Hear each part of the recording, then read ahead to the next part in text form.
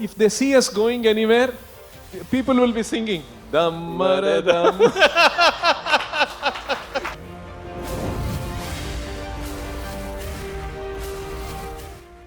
Prabhupada laments, somehow Indians did not become devotees. Because I was in saffron, brahmachari dress. So she told me, don't come during daytime. Something shook me. I couldn't read anymore. I got up from the library, I walked out of the library, and I walked out. Something, tears were coming in my eyes.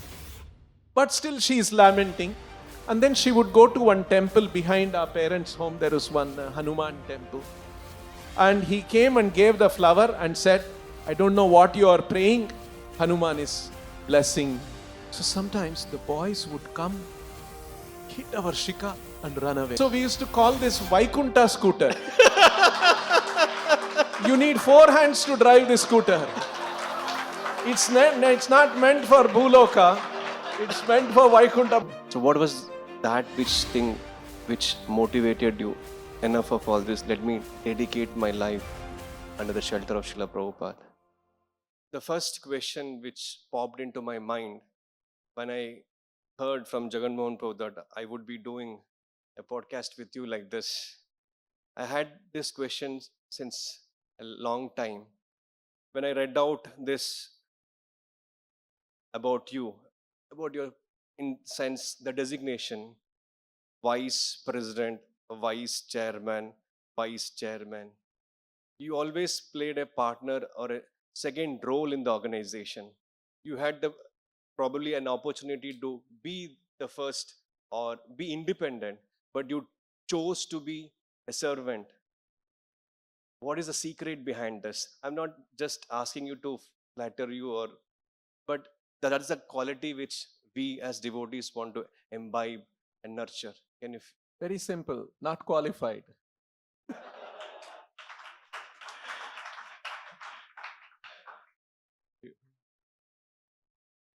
Little more.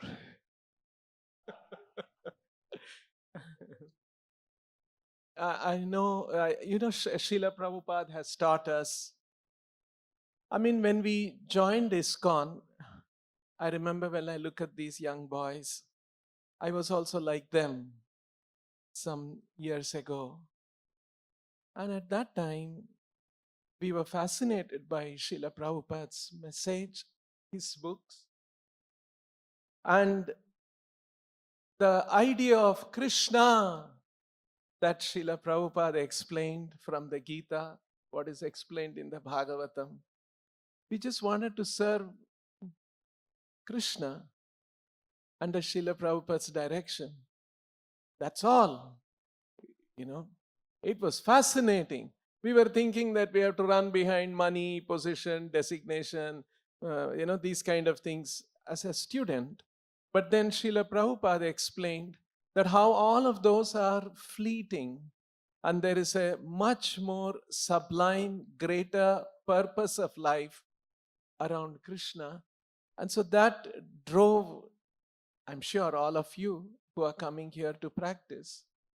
So it was just a simple thought that we must serve Krishna. And of course, we were becoming part of an institution. An institution has hierarchy, has leaders, designation. But none of those things should be our deepest craving. Our deepest craving and sincere desire must be, if I can please Krishna, if I can serve Krishna, if I can understand Krishna, as Krishna says that should be the thing. And rest of it, we leave it. Lord has given whatever He has given. Okay. Or not given. So because of which we don't know much about you, it's not in your website, it's not on the public forum. We just wanted to know, where were you born? How was your childhood? Can you share a few glimpses of your... Not very important. But anyway, you are urging me to, so you can take it off from this. I was born in Bangalore, nothing very special. Went to school, college there. And that's it. Were you a Next question. mama's boy or a papa's boy? How did they influence your upbringing? The crave for spirituality was there from the childhood, or it was uh, like most of us, after coming in touch with Krishna consciousness, it fountained up? I would think that nominally religious Hindu family, nothing very extraordinary, middle class, aspiring to do well in education, get a job and make some money and that kind of a thing. That was how, that kind of a family I come from, nothing very special. I was nominally religious, like anybody, go to temple, observe some festivals at home. That's it. Then when were you actually introduced to Krishna consciousness? How did you come in touch with Krishna consciousness?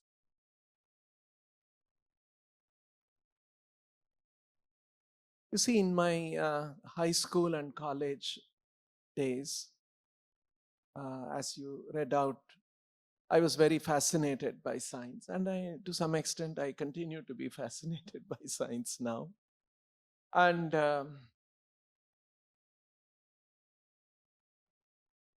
so I would go and attend different lectures in science.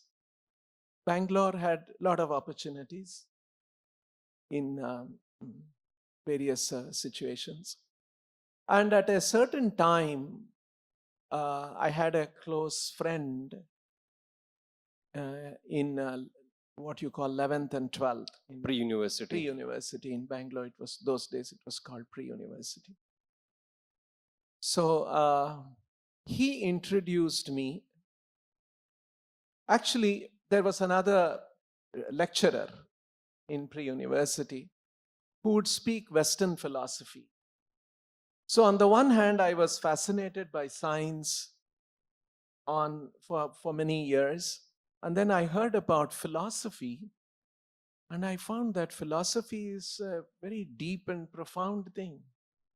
And then I came in touch with a good friend of mine who introduced me to Indian philosophy. So I saw that, oh, these are very intellectually interesting. And so I was fascinated by all of these kind of things. And then that friend of mine, he went to IIT Bombay after 12th, second PUC. And when he went to IIT Bombay, those days there was something called ragging. Seniors would rag. I think now it is illegal. Those days it was very prevalent. Not very aggressive ragging, sometimes soft ragging. So there was one senior of his who ragged him. And that senior was Madhu Pandit Prabhu. Hari Bol.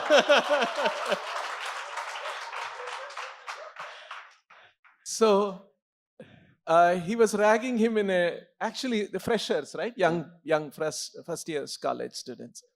So he was ragging in the sense, trying to find out who has a spiritual interest. And so this, my friend from Bangalore, he had all these kind of interests. And so he started talking to him. After the first semester, he came back from Bombay and I came back from Coimbatore. And we met. And he said that now I have come across this. Come, I'll take you to ISKCON. And he took me to ISKCON Bangalore. And that is how I got introduced. And then he started telling me more about Srila Prabhupada and his books, gave me a book and I started reading. When did you actually meet that transcendental ragger? First time. So that was, whatever I described now was 1980-81. I think I met Madhu Pandit Prabhu around 82 or 83. Again, during summer vacations, something I had come to Bangalore. And so he visited my parents' home. I mean, at that time, he was still in the institute, I think.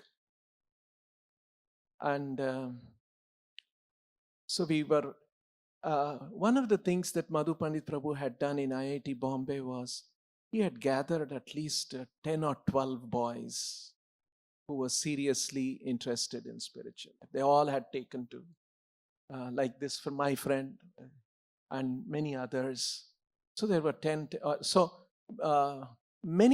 of them, at least 5, 6 of them had come to Bangalore.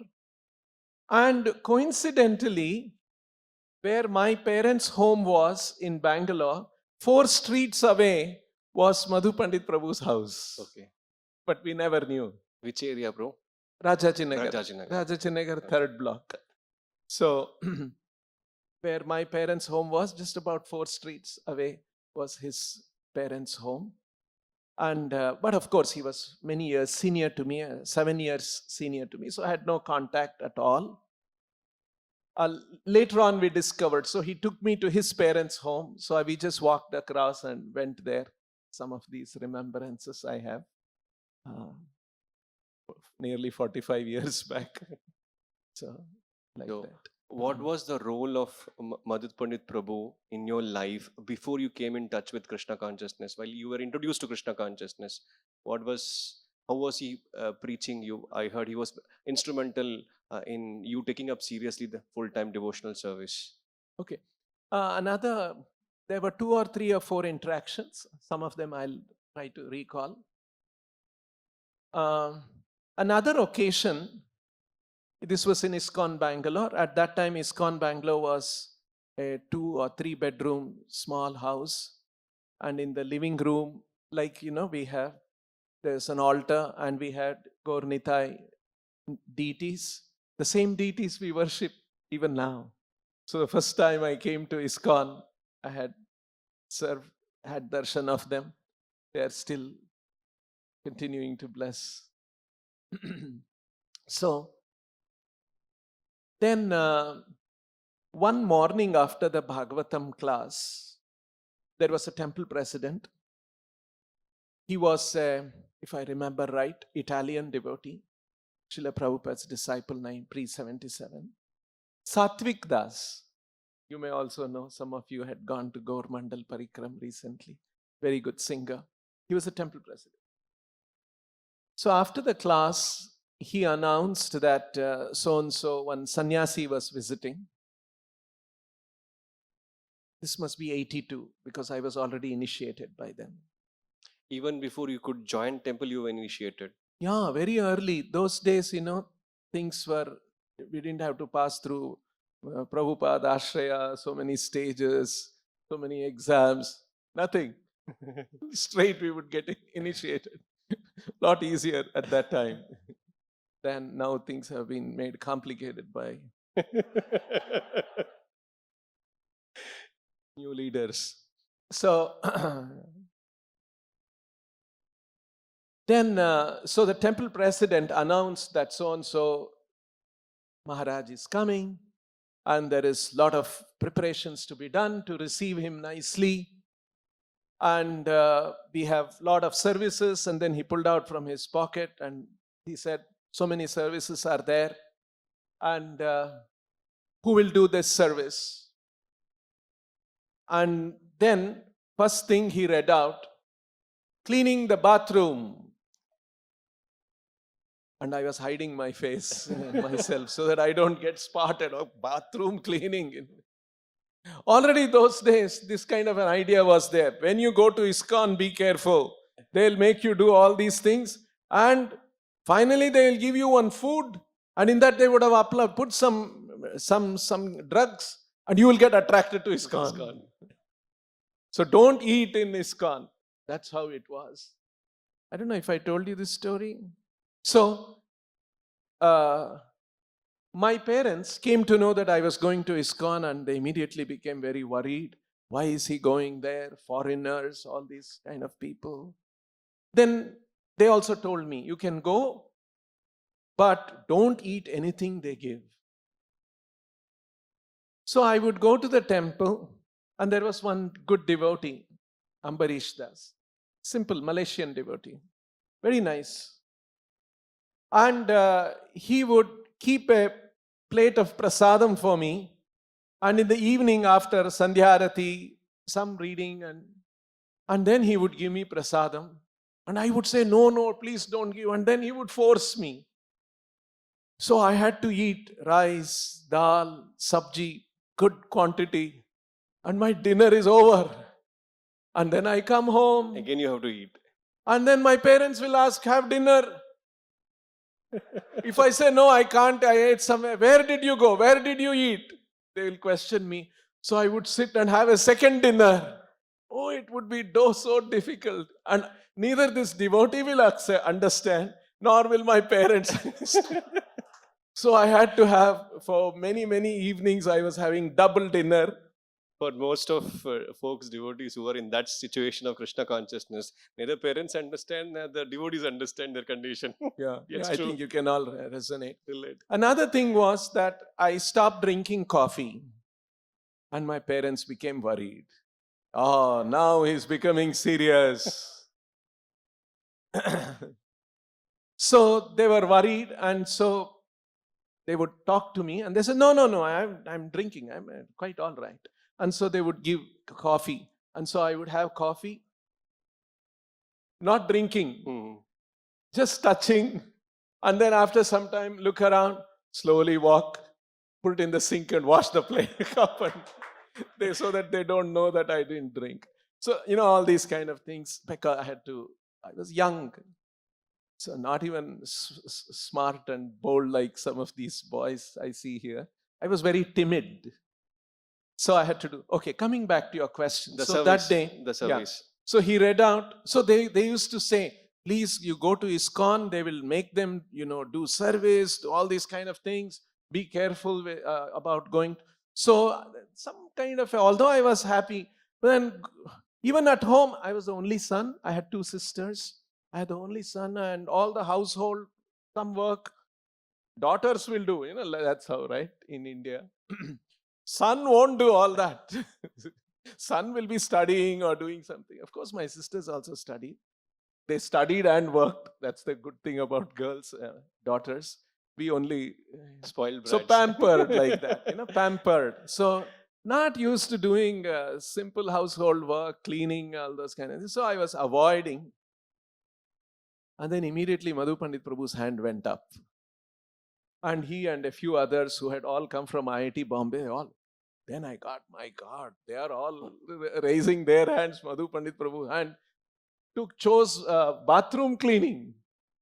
So then I thought, it's shameful. The next thing he read out, window cleaning. I said, yeah, I will do.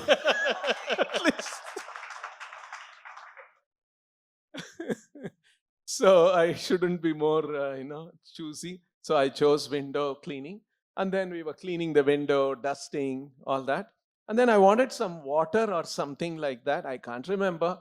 I went searching for water, and I went to the bathroom, and I saw Madhu Pandit Prabhu. He had pulled up his pants up, folded it, and with both the hands, he was scrubbing the wall with all around, and said, see, this is cleaning the bathroom, how enthusiastically he's doing, because it is Krishna's temple.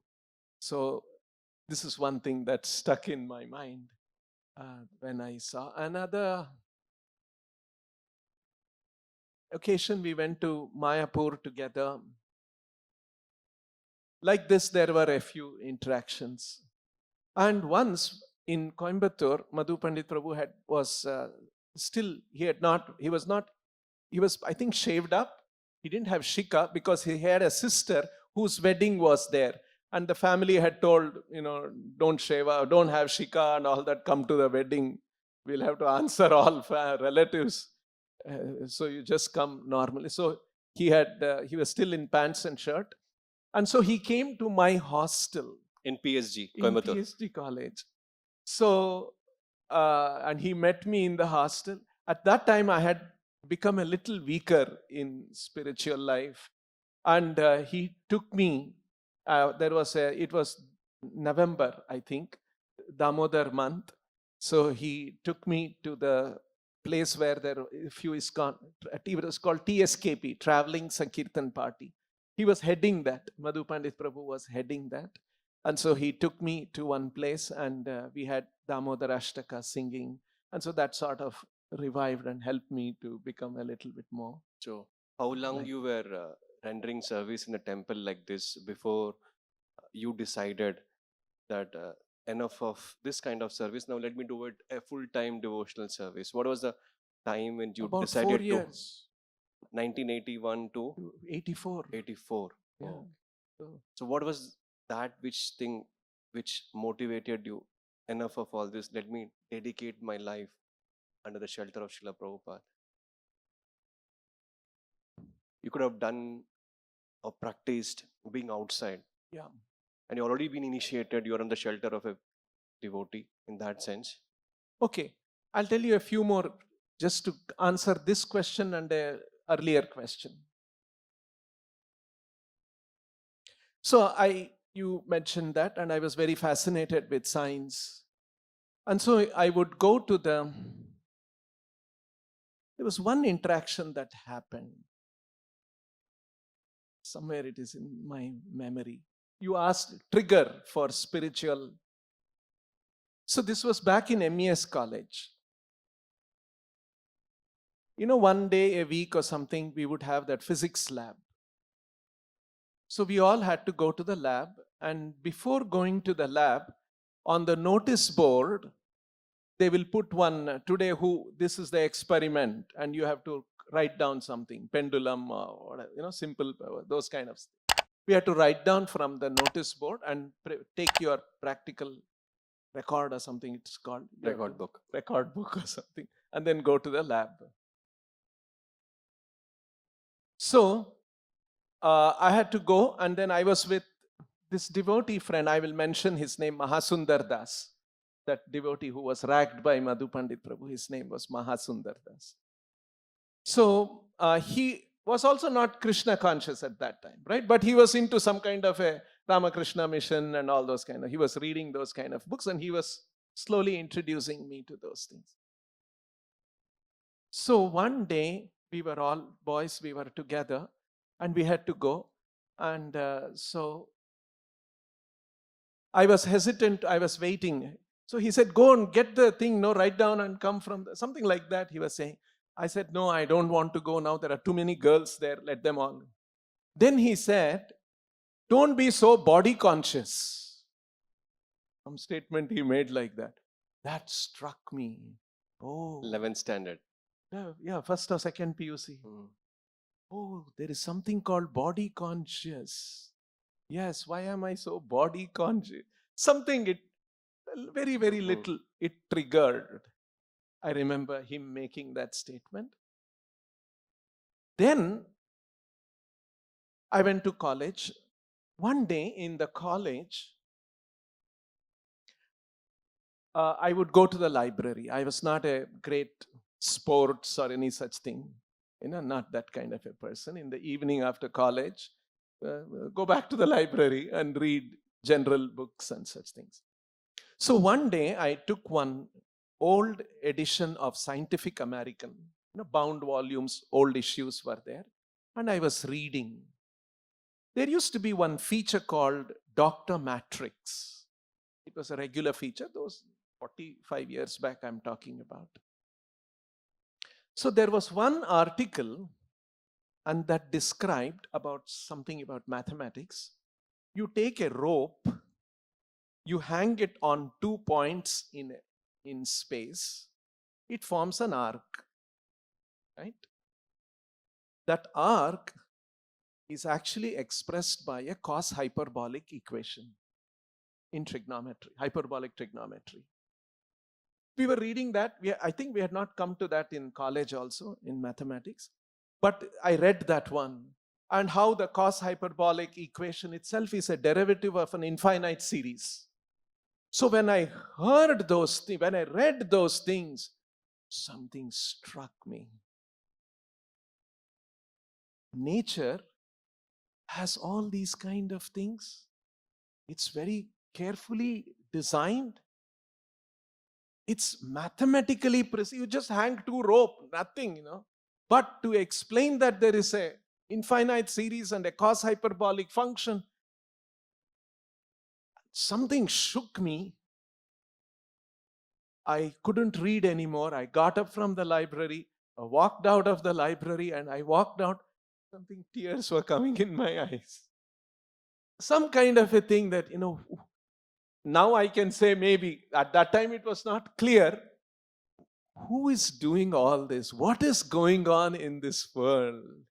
Such a precise world, such mathematical precision is there, and it's not a random creation. Who is behind it? It was not clear. I'm not saying I was a great philosophical inquiry came into my mind. But you had these thoughts. Something, it was unclear, inexplicable, but something mystical is there behind this world. It is not just this much. So this happened. And still I had not been exposed to Krishna consciousness yet. This was at that stage. Then I went to, this is after the first semester, I had a close friend whose father was a big engineer in MAP, Madras Atomic Power Plant. So he said, I will go there, come to Madras, we will go and see the nuclear plant. It was under construction, Kalpakam nuclear plant, Department of Atomic Energy project. So he took me. So we went to the atomic power plant, which was still under construction, big building, so many things were happening. And finally, my friend's father, who was guiding and he was also a big engineer, he was taking us around. Then he took us to the place where the nuclear core would be. The reaction would happen there. Where the nuclear reactor, where the reaction. So this is where the uranium rods will be coming. This is where the protons will be hitting. And this is where liquid sodium will be flowing. When I saw all that, it was not happening. That's going to happen, right? A civil structure was being built. When I heard this is the core of the nuclear, my hairs were standing on end. Again, that kind of wow, what is this? There is, later on I contemplated, there is such energy locked in the nucleus of an atom. Where is this energy coming? Who locked it up like that? Right?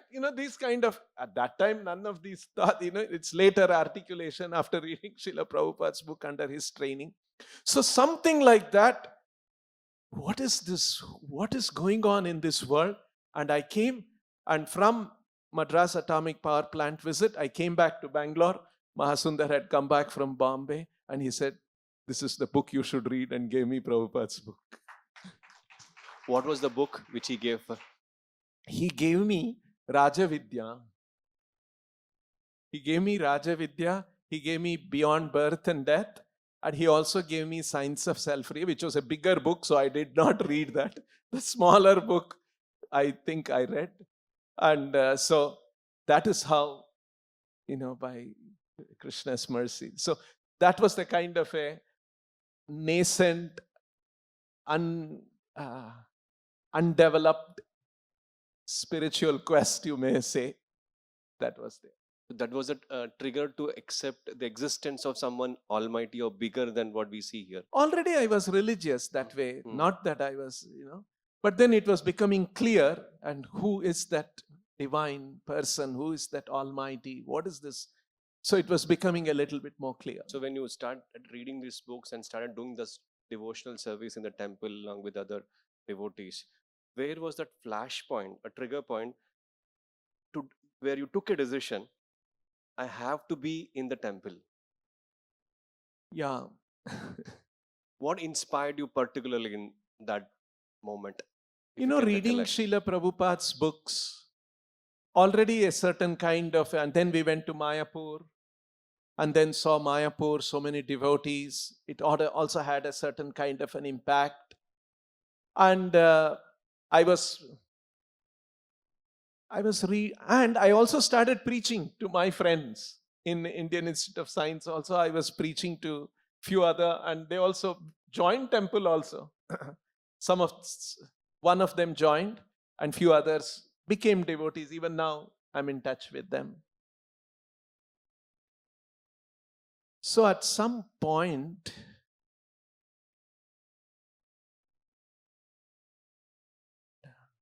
some senior devotees I met in ISKCON. At that time, okay, I'll share with you. So in Indian Institute of Science, there was one more devotee who had come from IIT Bombay, Madhu Pandit Prabhu's 1 year senior. He was doing PhD in Bangalore, in IISc, in physics department. So I joined IISc, and he immediately got connected with me. Oh, because we were all initiated, we knew each other. So then from Bangalore, we went to Madras for one Ratha Yatra. And at the end of Ratha Yatra, we had a meeting with, at that time, I was initiated, I told you, and we were initiated by one of the ISKCON gurus at that time. And then we had an interaction with that ISKCON guru. And in that interaction, he urged me to join quickly. And so I was still hesitant. I was giving some reasons. I will do it after something. And then, but he kept insisting. And then I came out of that meeting. This PhD student from ISC. After I came out, he handed me the cassette recorder. He had recorded the whole thing. He said, now, you see, Guru Maharaj is saying, you must join. And I couldn't say anything. And then he said, if you want, you hear again. I said, no, I don't want to hear already. In another instance, you said, while you read Srila Prabhupada's Lambretta compiled by Satswarup Maharaj, that had a very deep impact in your consciousness to take it up seriously. Yeah, true, very true. That was about 2 or 3 years before that. 1981, around that 82, around that time only the biography of Srila Prabhupada was coming out. The first volume came out. And when I read the first volume, that also had a very deep impact. The struggle that Prabhupada had gone through for 70 years, 69 years, and how he was still trying. You know, the first volume ends. Prabhupada has got the Jaladuta ticket, and he's about to board, and he boards the Jaladuta ship, and the volume ends there. The second volume begins planting the seed. So only that book was there. And even those books, to get those books was a challenge, because my parents would get worried. You know, I didn't want to unnecessarily unsettle them. Not that they would, why, let me do my things silently. So I would tell devotees from ISKCON temple, I would board the train in Bangalore main station. From main station, the train will come to cantonment station. There, I would tell ISKCON devotees, they will come and give me handover books, so that I carry that unnoticed by my parents. You know, I had to do all these kind of things. While you traveled to Coimbatore. I was going to Coimbatore to take with me the books. That's when I got the first volume of the Lilamrita, teachings of Lord Kapila, and a few other, which I used to treasure it so much and read. Some 1 or 2 tapes. You know how difficult it was. To hear the tape is not so easy. Cassette tapes. Now you are all used to mobile and all those things. We used to have cassette tape. There was this Govindam Adiputta Darshan Arati. I was, anybody would be attracted, but not so easy. And I didn't have a tape recorder. My parents could not afford to have a tape recorder in the hostel. Those kind of things were not possible. So from the hostel, we would go to one small shop where students would go and buy their cigarette. Those kind of, it's called Pottikade in Tamil Nadu. Coimbatore, Goa. A small box like a shop. So we would go there, and that man or woman, he would have a tape recorder playing loudly Tamil movie songs. So I would go take this one and say, no, can you please play this one? So I would sit on the bench outside and he will play, and then he will become impatient. Enough, no? Then he'll take it out and, okay, all right, enough. So this is how we used to hear a tape, how difficult access to these kind of things were, and we would fondly look forward for these kind of things, hearing. When you said about tape recorder, there was a theft of a tape recorder in the temple and you were asked to chase the thief. Do you remember that? Oh, yeah. That was after I joined. At that time, as Srila Prabhupada says, Prabhupada laments, somehow Indians did not become devotees. And I have so many Americans, so many Europeans, so many Australians, so many people from all over the world have become, but very few Indians have taken to Krishna consciousness seriously. Very, very few, maybe 10, 12 of them were there, Prabhupada disciples. So Prabhupada would lament. So now I'm talking, Prabhupada, this was all 76, 77. Now I'm talking about 80, 81. Or maybe I had joined, I can't remember exactly when. Maybe I had not joined at that time. So I had come to the temple, and Bangalore temple had this Satvik Das, Italian. He had a wife who was an American woman, and just maybe 4 or 5. And our cook and the pujari, as we used to have, they were all simple Bengali villagers who would come and do the service. And so one day, the tape recorder was missing. And immediately, I think it was Satvik Prabhu and maybe one more devotee, I can't remember. Tattvadarshan, bro? I cannot remember. So we were searching. So I think I had come from the institute at that time. I cannot remember clearly. So we were searching, and then he said, come, let's go. I said, where Prabhu? Where should we go?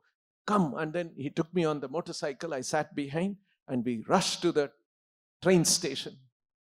And he said that we came to the train going towards Calcutta.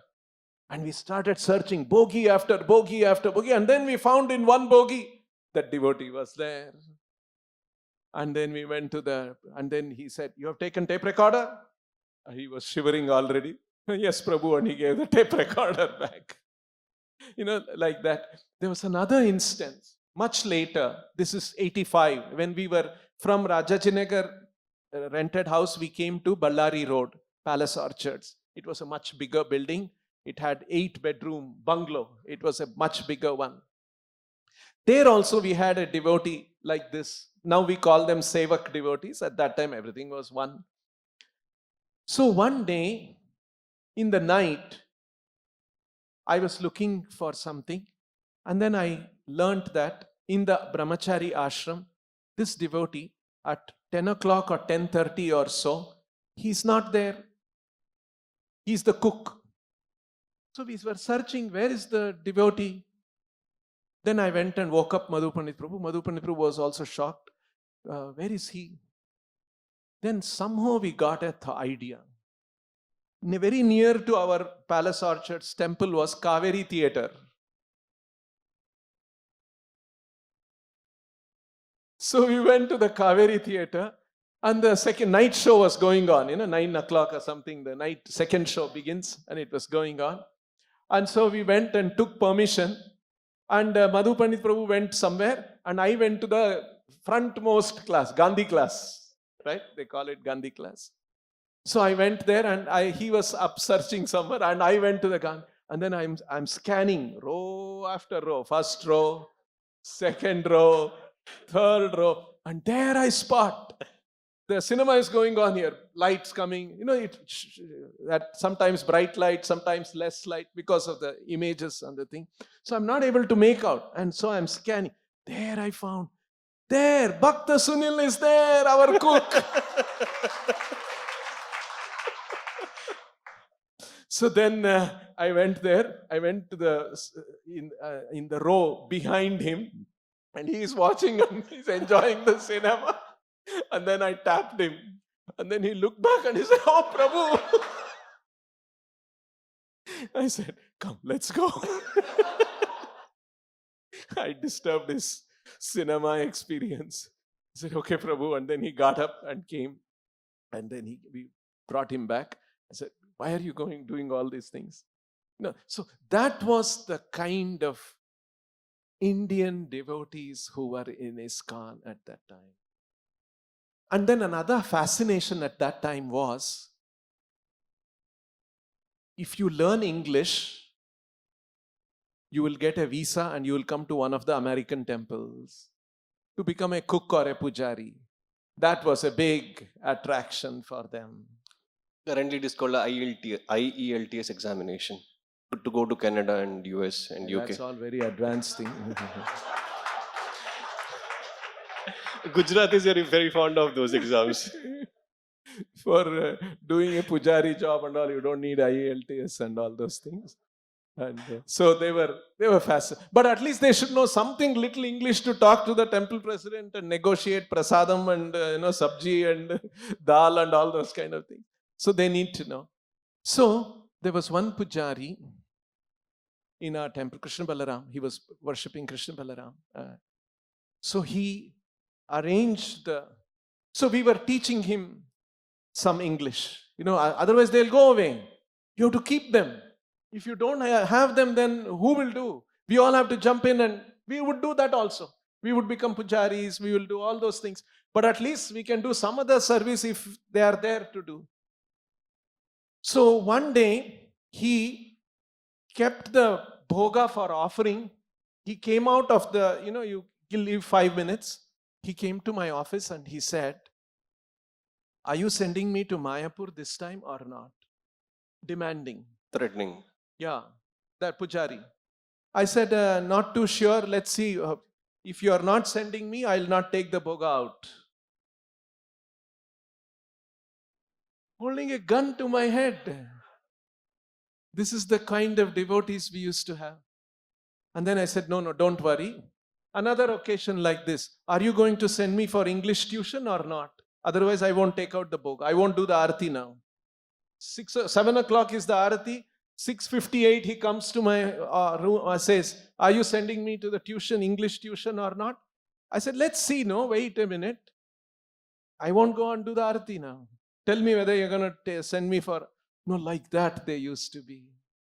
That's the kind of devotees we were having. So anyway, that was how temple was. It was a lot of hard struggle. And anyway, things started improving. Just to go back before you joined, when you informed to your parents. If it's getting boring, please tell me. I will switch to some other. So when you informed your parents that I have to do this, what was their reaction and how did you handle that? Okay. So soon after, from the institute, I went to Mayapur. Because you are discontinuing your masters. Yeah. So I went to Calcutta.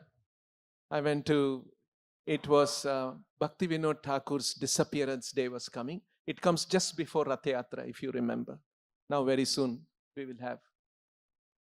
So I reached Calcutta on Bhakti Vinod Thakur's disappearance day.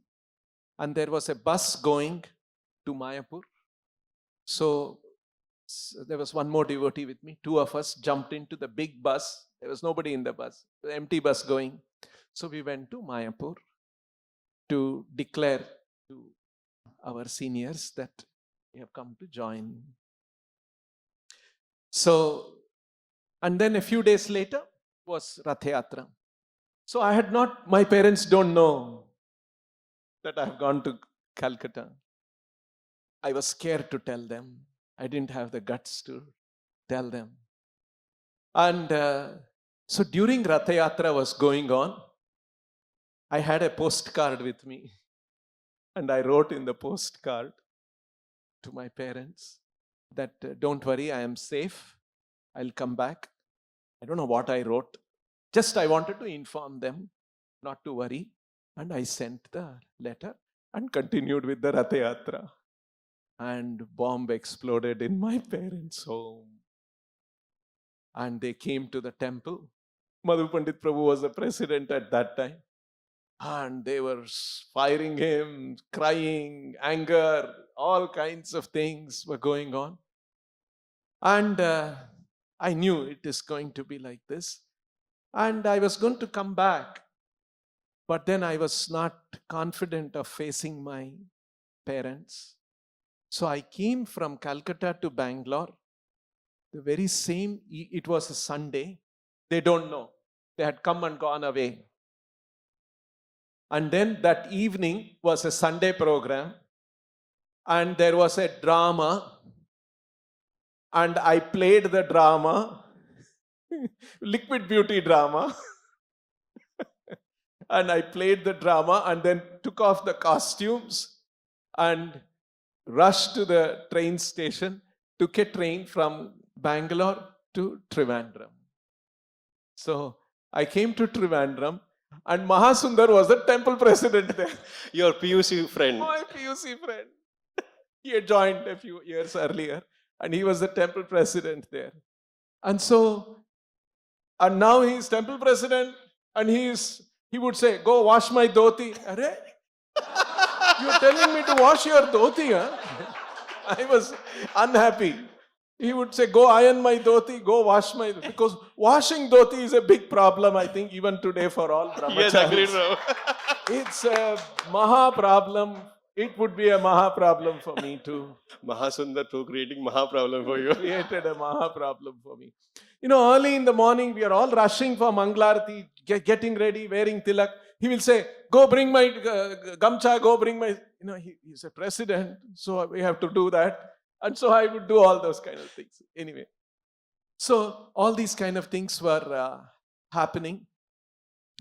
So after about 3 months or so, 2 or 3 months, I can't remember approximately, I gathered courage and then I came to Bangalore. Washing of dhotis helped you to Oh, gain that courage. Yeah, Vaishnava Seva I did. So I came and met my mother and it was, so at that time my mother, later on my mother told me, as soon as they got news that I am missing and I've gone away, what do parents do? They go to an astrologer.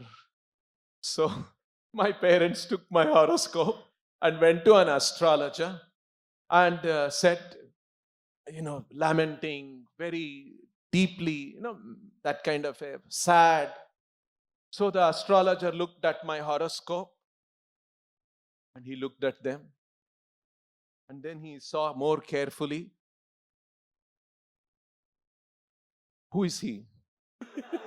And they said, he is our son. Oh, he is in great trouble now. And they said, yeah. Dhoti not washing is a only great he, trouble. even we are in trouble. Dhoti washing is a great trouble. Anyways. Okay, all right, dhoti washing trouble. And they said, yeah, so really we are also in trouble. Parents said. So he said, and then they saw that one and he said, Shani influence on him. I said, oh, you know, when you hear that Shani and all that, you tremble, right? Normally, people, right? And Shani has 7 whips. Even 1 whip is enough. But Shani is using all the 7 whips and beating him. I said, really? So they were also thinking, what to do? So maybe he has already become a murderer or something like that. Then they said, no, not that way. He has not become any murderer, or he can become a dacoit or a murderer or a smuggler, something. That's what will happen, the astrologer is telling. So they said, no, nothing like that. He has gone away to a temple and we don't know where he is. Then somebody higher than Shani is controlling him and protecting him. Hari Bol. So then they came out. And then my mother remembered. I used to, when I was in school, from the college, I used to talk to her, no? That Krishna is the supreme personality, all Prabhupada's teaching us. Krishna, all devatas are under control. Then I used to tell her these things. Yes, there are so many devatas, but Krishna is supreme. You used to preach your mother when you came in my Krishna. Mother, tell my mother. And then there was one song, Purandara Dasa's song, that all graha, controller of all graha, the Adi Devatas is Krishna, Vithala. So that song was there. I used to tell my mother that one. And then she said, later on she told me, I remembered that. So that means Krishna is protecting him. There you are. So some kind of a solace she got. But still she is lamenting. And then she would go to one temple behind our parents' home. There was one Hanuman temple. So she went to once she went to the Hanuman temple and again crying before Hanuman. So the pujari did some arati.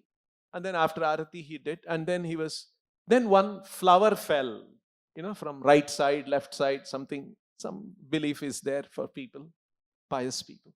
So that priest picked up the flower, looked behind. Nobody else was there except my mother. And he came and gave the flower and said, I don't know what you are praying. Hanuman is blessing. Please take. And her prayer was, where is my son? Is he safe? Is he all right? That was.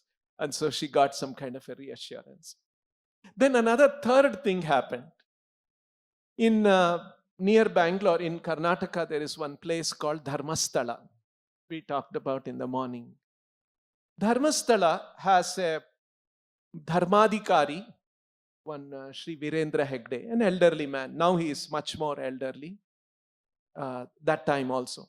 What he does is, after the people have darshan in the temple, he has one kind of an activity. In the afternoon, he sits from 1 o'clock to 3 o'clock or 4 o'clock. Lot of people line up. And then they tell some problem they have. We have this money problem, this problem. And there'll be his assistant sitting with a bag full of money. Then he will pick up and give 100 rupees, 200 rupees, 500 rupees. Poor people, they take and they thank him and they go away. So my parents also went there. And my father and mother went and they explained that our son has gone away to ISKCON. And they were crying.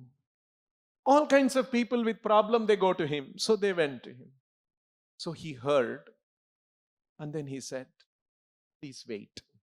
And he told his assistants, take them to another room, tell them to wait. So he finished with all the other poor people and coming. And then he came to the one.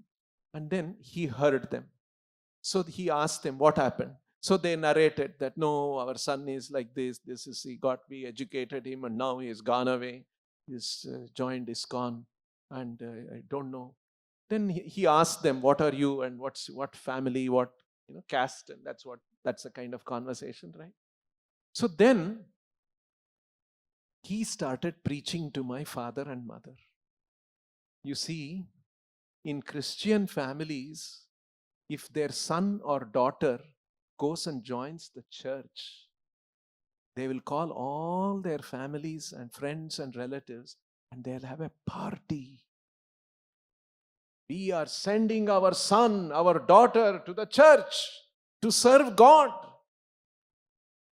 You are saying your son has gone to serve Krishna in a temple and you are crying. This is not right.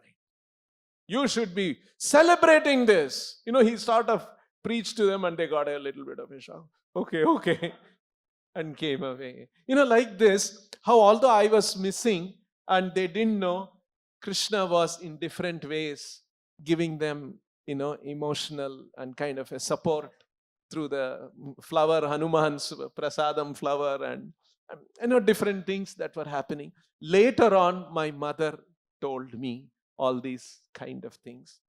And then, of course, another thing my mother had told me, don't come, because I was in saffron, brahmachari dress. So she told me, don't come during daytime. We has to have a scooter. So I would go home in a scooter. And so all the neighbors will see, who is this sadhu coming to the house, and we will have to answer, you come in the night. And when you come in the night, you wear the helmet and come so that they won't see. And after you come inside, we will close the door and then you can take off your helmet. All these kind of, because it's a social thing for them, how to answer family, neighbors, all these kind of things. And then, so you see the intensity of the crying and lamentation my mother used to go through. After a few months, when I would go home, my mother, in the night I would go, exactly like it was the protocol I would follow. Sometimes my mother will open the door and she will say, sit down. I'm watching the cinema, that TV serial or something. Wait another 10 minutes, it will get over. After that, I will talk to you. So they had made me, missing me was such a big thing. But in a few months, they'll get over all these things. I'm just telling, this is what reality is. We should not get worried that, we usually think that, whole life they're going to be like that. No, life will come back to normalcy for them. And it became normal and things became. You had this apprehension when you were coming from the institute and visiting the temple regularly. What would the devotees do after the morning program? And then you happened to peep in, and then you went to Mayapur, then you saw a set of files. Can you just share what inspired you from that instance? Okay. So there was another incident that happened. So at some point, this thought comes to, I'm sure, to everybody. Shall I join? Shall I leave all this and let's go? And it's so nice. Prabhupada is saying we must serve Krishna.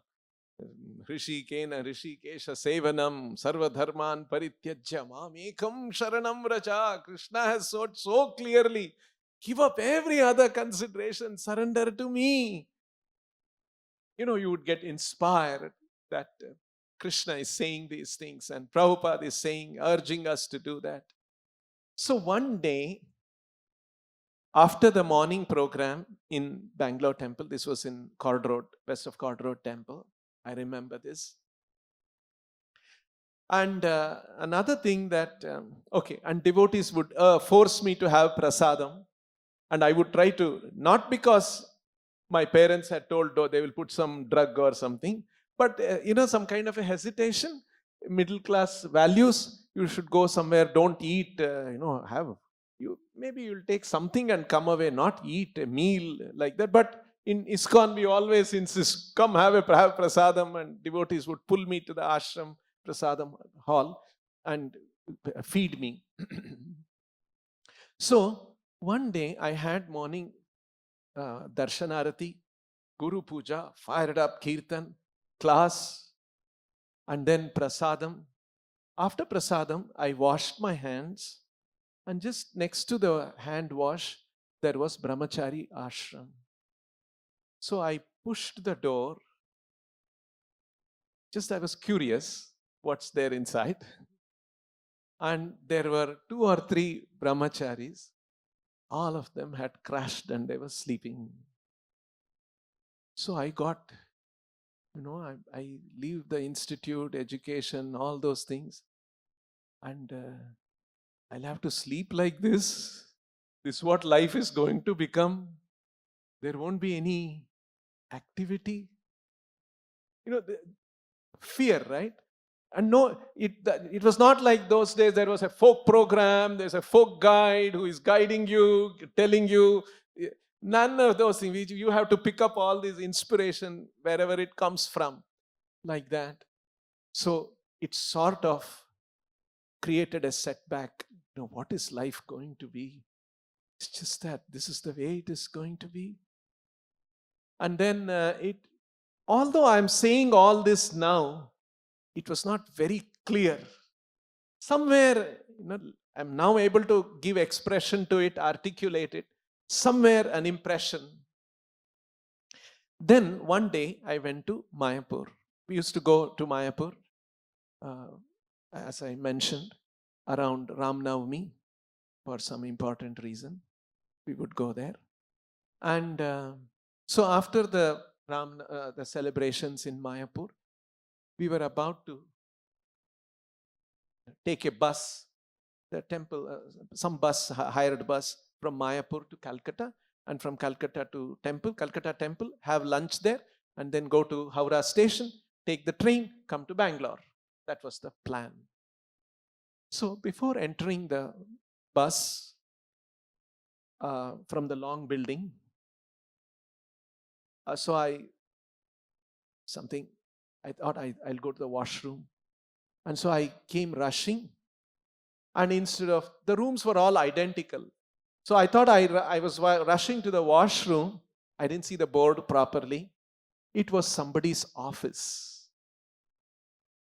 And I stopped, rushed in, stopped, looked, oh, I've come to a wrong place, and came out. But I got I captured one image. There was one devotee sitting behind a desk, full of paper and books and files, all those kind of things. And maybe he had a computer, I can't remember. No, it was not there. Computers were not there. Now I'm talking about 83, 80, before 84. So about computer, I'll tell you one more nice story after this. So I saw, and then immediately it created an impression in me. No, there is a lot of intelligent work that can be done in ISKCON. Not just after the morning program, you go and crash out and sleep. There is a lot of work that, from that image to this image, it cleared. No, I must join. Like that, Krishna was giving this kind of inspiration, I would think, Paramatma, not to fear. There is good work, there is intelligent work. This was my fear. If I join, there won't be any more. Oh, what will happen? Some fear was there, and that fear was allayed by that little picture I got. Small things like this at that young mind, 20 years, I think it matters. Computer. So, those days, the computer technology, there was no personal computers. It was in Indian Institute of Science, it was mainframe computers.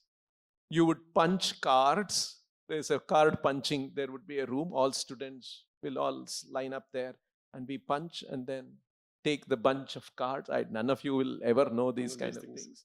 So we would take these cards and give it to the computer section there. There's a card reader, punched card readers. And the card reader will read. And then you write some programs. You're learning Fortran, Pascal. Those were the programs those days. We would learn, and then we would write those. And then you should come back either if you give in the morning, you can come back in the evening, and then there will be a password, and you have to tell, and they will search, and they'll give you a printout. This was the speed of computers or the system. You write a program, and sometimes you have written a program, mistakes would have done, syntax error, program aborted. You will come after waiting for 8 hours, you will come, it will say syntax error. So you have to again correct it, and then again repunch it, again go on. This is how it was. And when I was thinking I'm going to join ISKCON, all computers, everything will be gone. No, we don't have a computer career. So all this will be gone. I was thinking like that. And I'll tell you, 1985, personal computers had come in America, not in India yet. Computer revolution was happening. And there was one devotee who had come from America, and he was going back to America, and he said, "Shall I leave this computer for your temple use?" And Madhu Pandit Prabhu said, "Yes, how much you want?" They said some 30,000 rupees or something. It's a big Those amount days, at that time. Still, we paid 30,000 rupees and we bought that computer. And Madhu Pandit Prabhu called me, and we made a special shelf in my office, and he said, "This computer will be there. All carefully, you should use it. You should do these things. Some database of life members, all those kind of things." So I was brahmachari at that time. I was living in my office only. My office, sleep, work, everything was there. So right in my office and my ashram room, the computer was arranged. So I was later on thinking, I'm going to miss the computer technology and all that. Just see how Krishna has brought a personal computer, and one printer was installed and kept right in my office. So I have felt that if we serve Krishna, if we want to serve Krishna, Krishna will never deprive you. Krishna is sensitive to all the different material aspirations and desires we have, and Krishna will fulfill them in a very wonderful way in His service. So, this has been a great testimony to me. Many, many times I have experienced that. So you started the folk preaching officially. In that sense, it was not then, but you were motivated or inspired by Madhu Pandit Prabhu when you went to Mayapur to take it up seriously, to preach the intellectual class of people. But these days, when we go to the institute, we have a red carpet welcome, thanks to the well-known about ISKCON devotees per se. But those days, when you used to go out for college preaching, you had some not so good experiences. Can you share those experiences if you wish to? Yeah.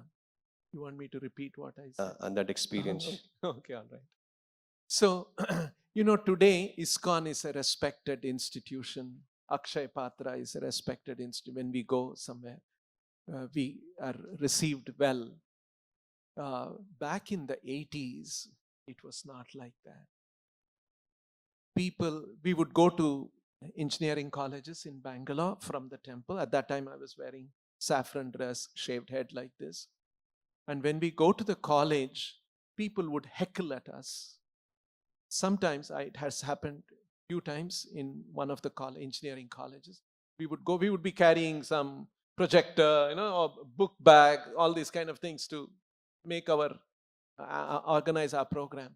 So sometimes the boys would come, hit our shika and run away.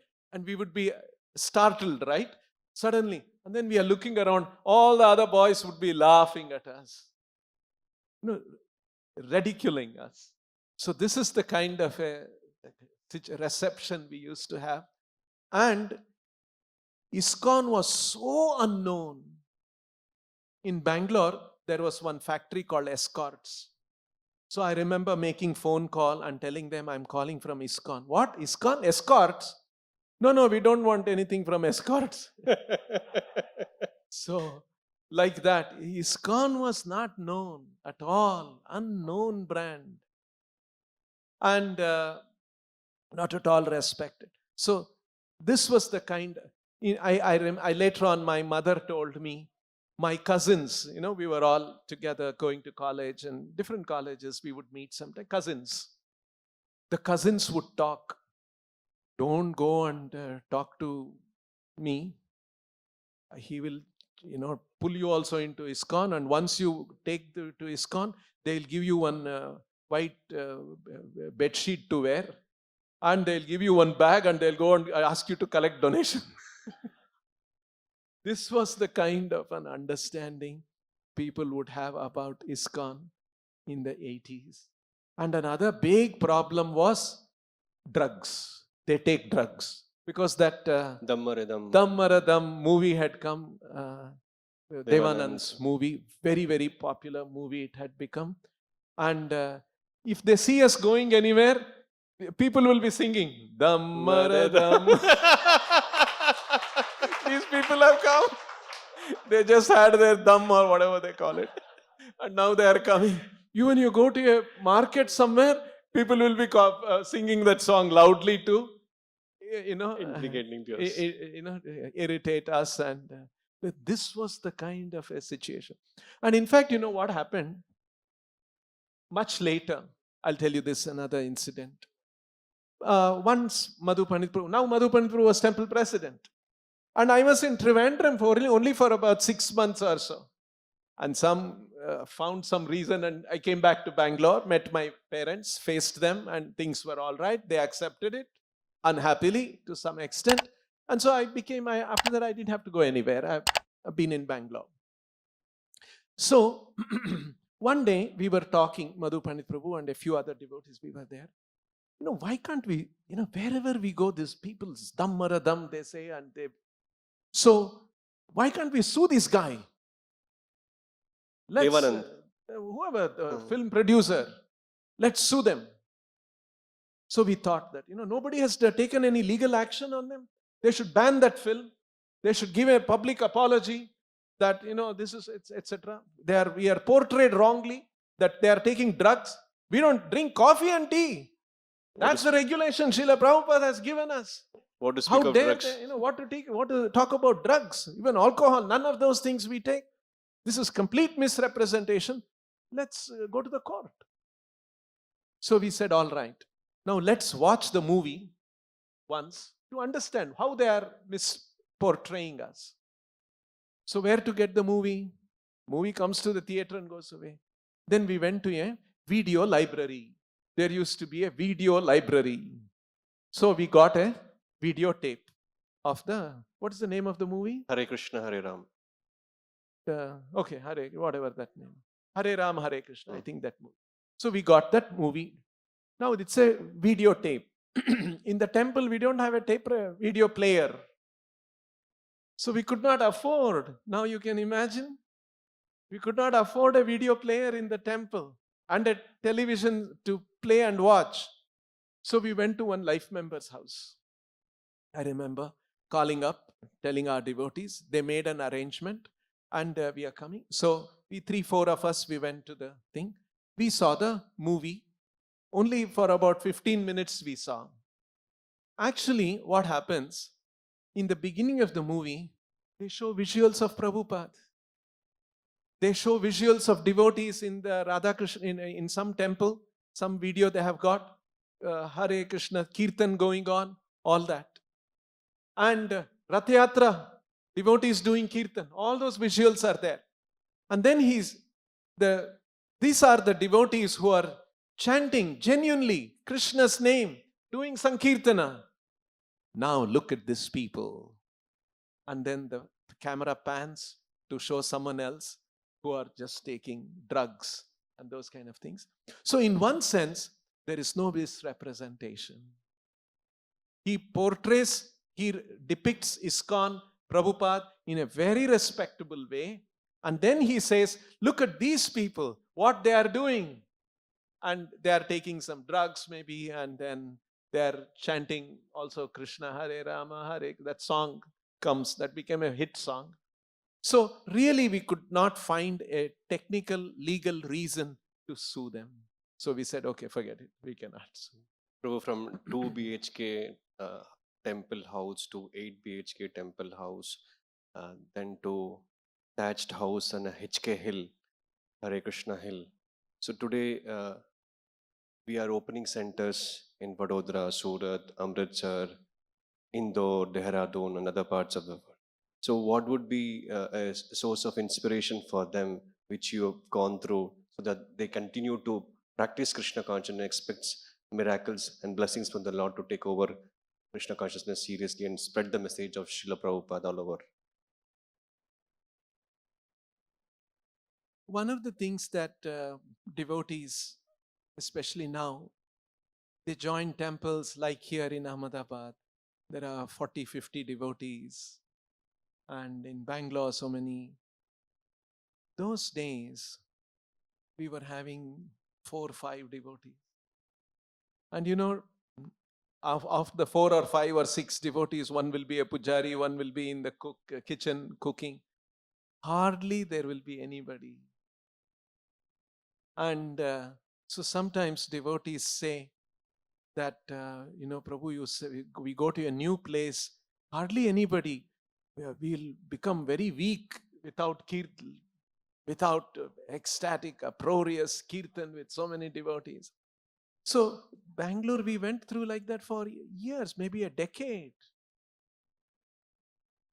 So after the morning program, I remember many times, I would be the only person in the temple hall chanting. It was like that. So there will be very few devotees. There won't be such big kirtan. When you open a new temple, it will be small number of. So one should not be discouraged. One should go on, and Krishna will bless more devotees, more facilities, bigger temples. All that will come, and we should just do our service, and Srila Prabhupada's mercy will flow. Prabhu, there was an instance which one of the devotee asked me to ask this. When you were preaching in Kerala, there was a Lambretta scooter which Madhu Pandit Prabhu's father gave you for the temple to be used. Can you share that experience of riding that scooter and preaching? Okay. So I went to Trivandrum. I told you how I joined there. And Madhu Pandit Prabhu had already left. He was president in Trivandrum temple, and then he had come to Bangalore. And so Mahasundar was the vice president, so he became the president.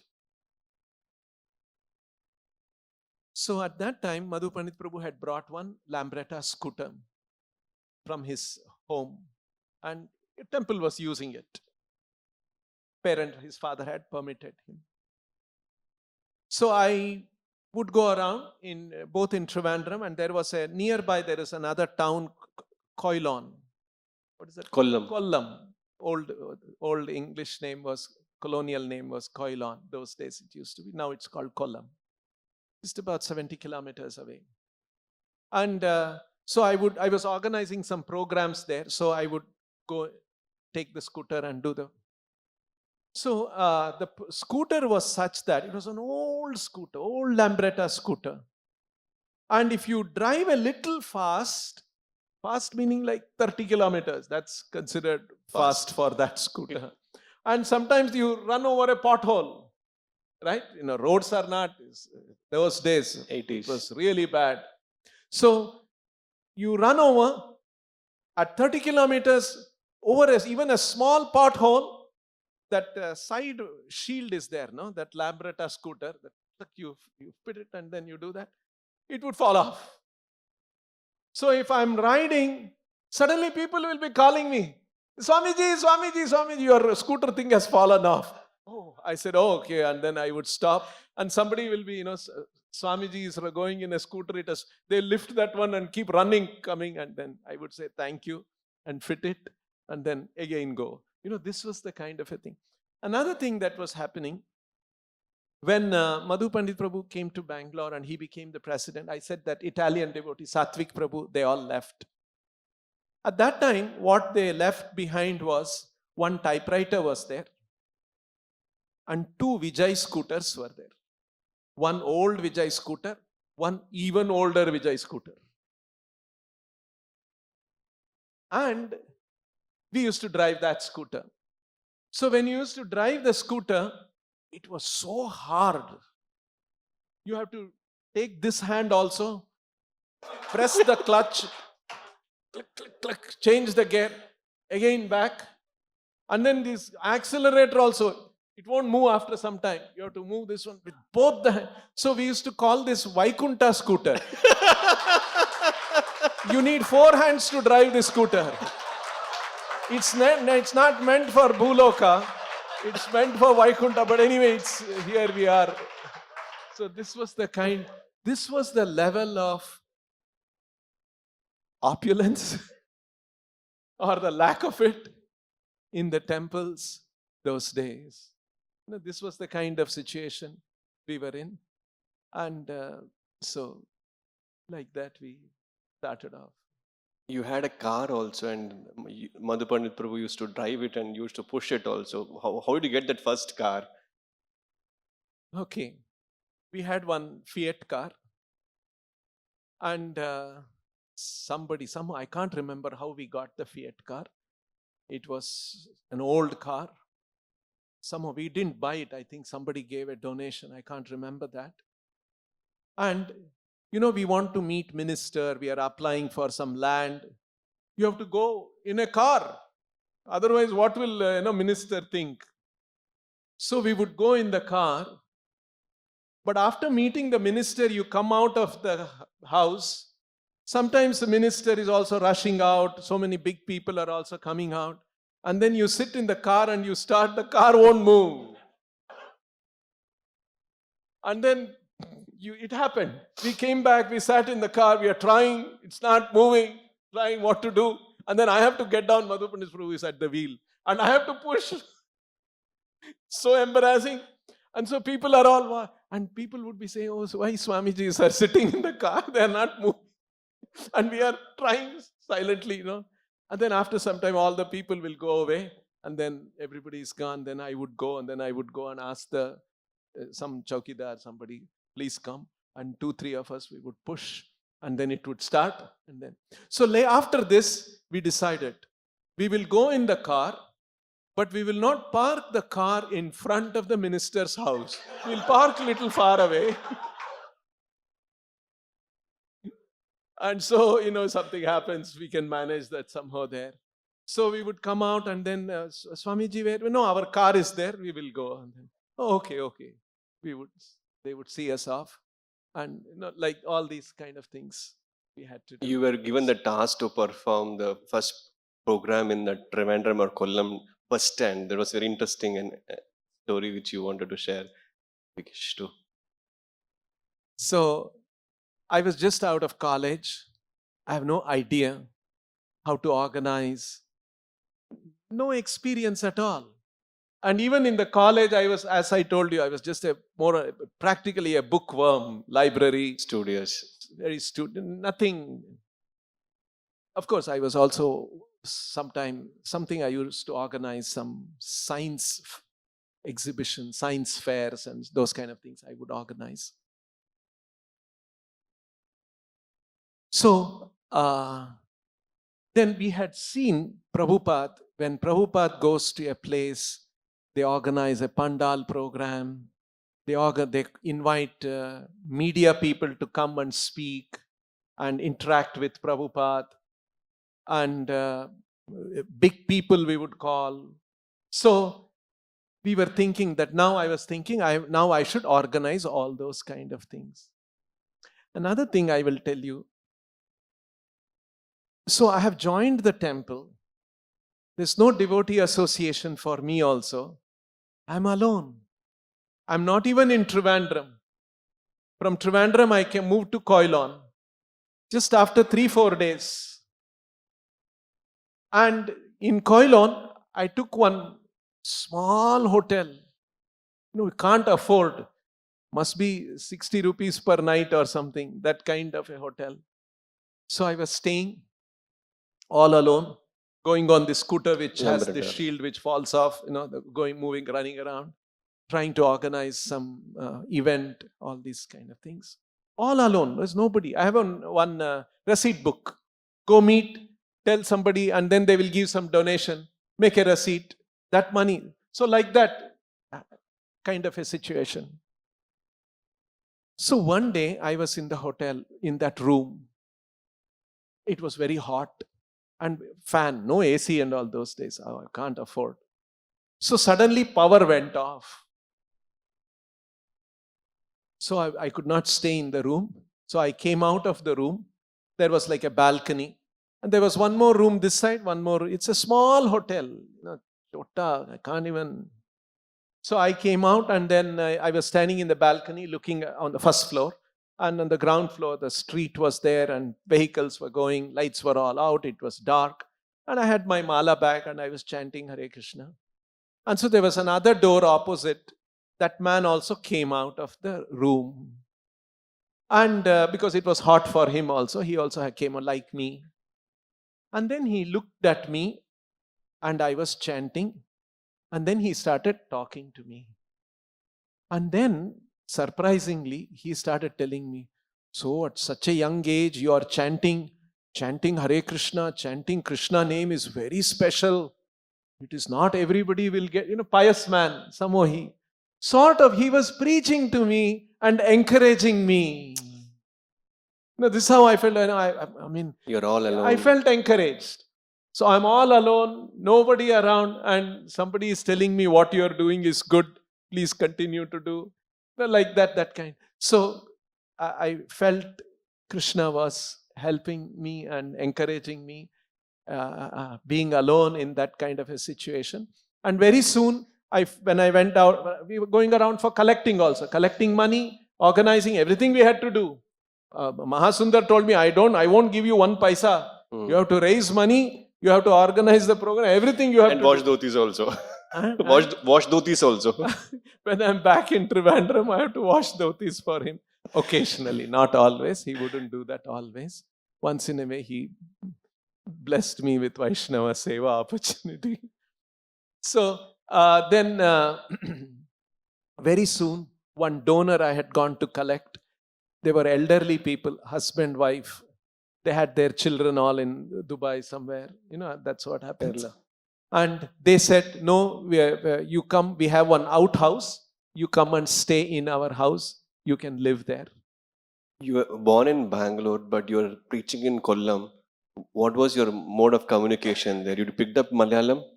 Not at all. I was speaking only English. Maybe little Hindi. Even my Hindi is not strong. I was only speaking English. You see, Krishna's mercy.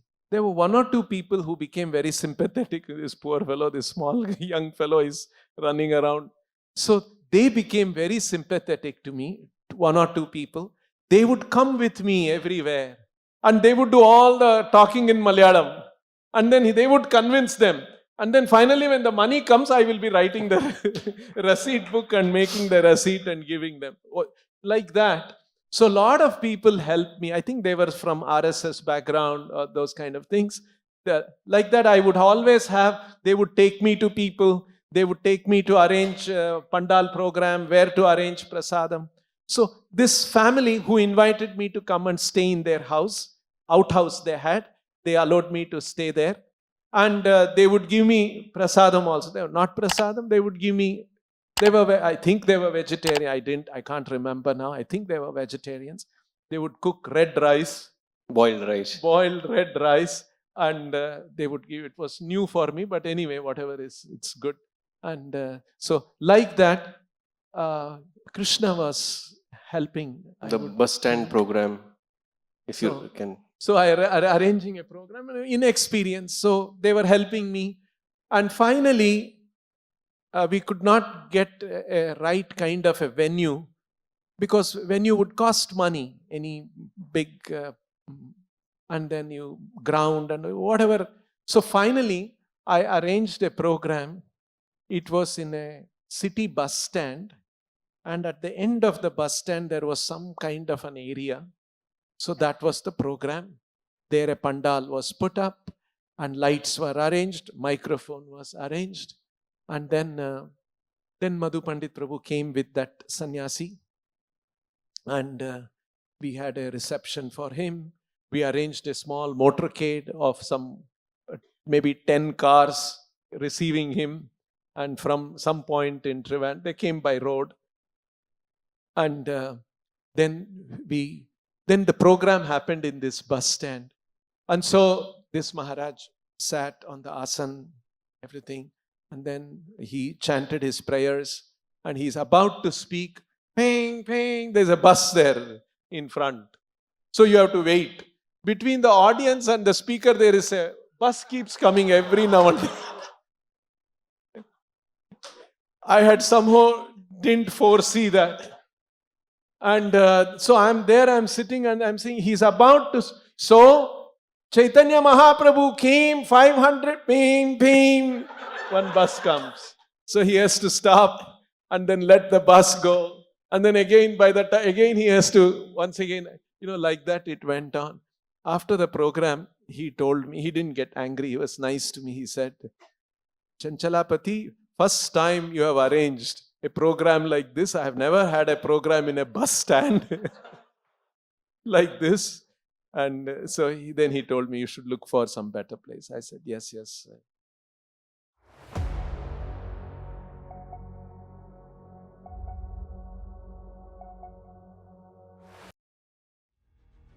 I heard you were the last devotee to accept July 9th letter. Then Madhu Pandit Prabhu asked them, what is this July 9th letter? They all said, shh, you should not read that book. It's a banned book. I joined in 1984. By then, 5 gurus had fallen out of 11. Prabhupada appointed these 11 as the acharyas. And these acharyas are falling down. Did Srila Prabhupada make a mistake? Bali Mardan Maharaj is actually a half incarnation of Bhakti Siddhanta Saraswati Thakur. You know what they saw? Narsimha Dev. You should not surrender your intelligence. You should use your intelligence to surrender. By when you are completely convinced that this is it, Srila Prabhupada and no one else. Madhu Pandit Prabhu is the problem. Other devotees can still be saved.